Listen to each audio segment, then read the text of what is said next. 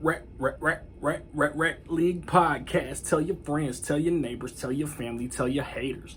Available on Anchor, Spotify, Google Podcasts, Radio Public, Podchaser, Apple Podcasts, Breaker Good Pods, and Stitcher. At Rec League Podcast on Facebook, YouTube, and Instagram. At Rec League Pod on Twitter. Episode 69. Available now. Yo, whether you watching this from Facebook, Twitter, click the link in my Instagram or YouTube itself.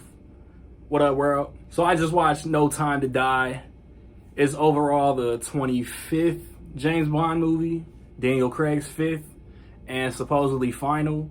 It stars Daniel Craig, Rami Malek, Léa Seydoux, Lashana Lynch, Ben Whishaw, Christoph Waltz, Ralph Fiennes, Ana de Armas, Jeffrey Wright, Billy Magnussen, and Rory Kinnear.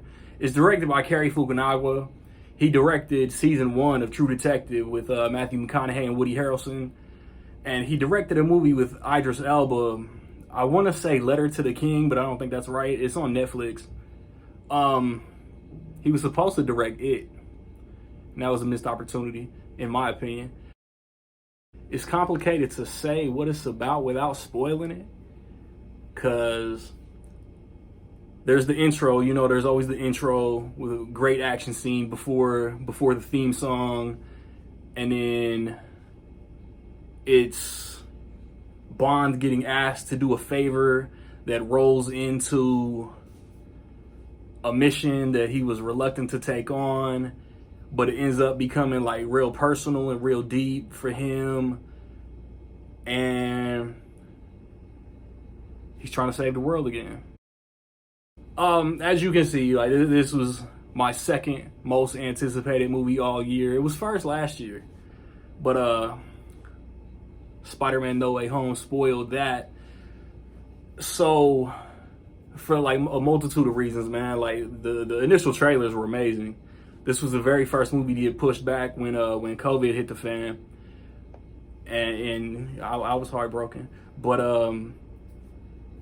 like I was like, in my opinion, like Daniel Craig is the best James Bond. I loved Casino Royale. I thought Quantum of Solace was good. It wasn't great, but there's behind the scenes stuff that affected all of that. Plus, it has the weakest villain of his tenure. Skyfall's my favorite Bond of all time. And then, for whatever reason, like Spectre catches this bad rep, but it's not bad at all. And a lot of this movie's fallout from Spectre, to be honest. Returning characters, Léa Seydoux, Christoph Waltz, and that's part of why it gets personal. If you've seen Spectre, you know why that would be personal to James Bond. And he's in this position to where like he's not maybe like suited to be on these missions and do this thing anymore, but it ends up being something that only he can solve. And then Lashana Lynch is a new 00, and she like they bump heads, but it's like they have this relationship that evolves throughout the movie. And I dug the characters, the new characters, the returning characters, Q, Moneypenny. I didn't say Naomi Harris at the top, and that's a violation. Like, you guys know, like I'm not somebody that gets into like the technical aspects, but I noticed how beautiful this movie was shot from the get-go. There's sweeping landscape shots of like mountains and landscape, and just where the story takes it, man. This is a long movie. This is around Infinity War, Avengers Infinity War in time. It pushed maybe even past 2.5 hours, but it's like there's nothing in this movie that I would cut to save time either. There are surprises, there are twists, there are turns, there are kind of like foreshadowing moments, and of course the action is good. Like with this director, Daniel Craig coming back, like I personally don't think that they could have asked for a better result for Daniel Craig's last Bond movie. I thought it hit some emotional moments. I thought it built tension pretty good in a lot of scenes. I don't know. Like there's stuff that I don't want to give away. Like I don't want to say too much and give stuff away. But then I don't know, like I was pleased. It met expectations. Like I wasn't disappointed. It I don't know. It lived up to being my second most anticipated movie of the year. Yes, like there were good chases. There were good gunfights. Like I was invested in the story and in the characters. It's just it's gonna be interesting what they do going forward. I feel like I know what the next 007 story is gonna be, and I'm not mad at it. I'm gonna be interested to see like the next 10 to 15 years in this world. Like I said, like I think I know where this world is going, and I think it'll be cool.